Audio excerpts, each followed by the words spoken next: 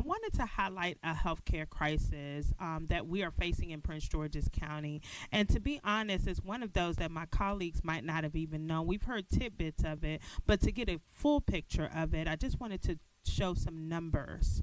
Right now, the ratio for resident to physician in Prince George's County is 2,000 residents to one for primary care physician. In Montgomery County, one right over the line, we're looking at 740 residents to one physician. That's a huge gap. For the state, we're at 1,000 residents to one physician. In Prince George's County, we only have around 5 hospitals. Montgomery County has around 8 hospitals. Baltimore City has around 14 hospitals. So we are at a deficit when it comes to primary care, and we're seeing the results of this in every part of our healthcare infrastructure in the county.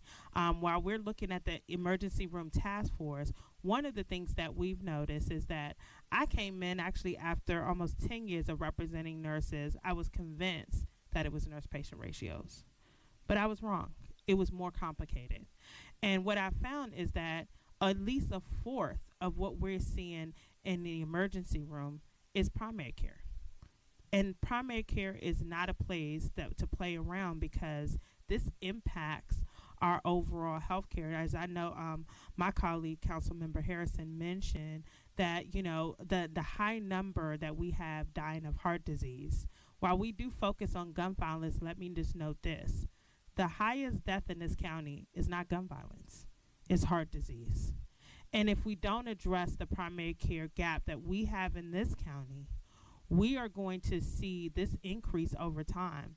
Healthcare is important, and we want to make sure that our residents live a full life. That is part of quality of life. It is not okay that our residents are often forced to leave to go to surrounding jurisdictions such as DC, Montgomery County, Anne Arundel County, even Virginia, to get primary care support. So we have to come up with a solution, and we're taking the lead on this council to address the hard discussion. We just had a hearing actually today, the ones while we were waiting.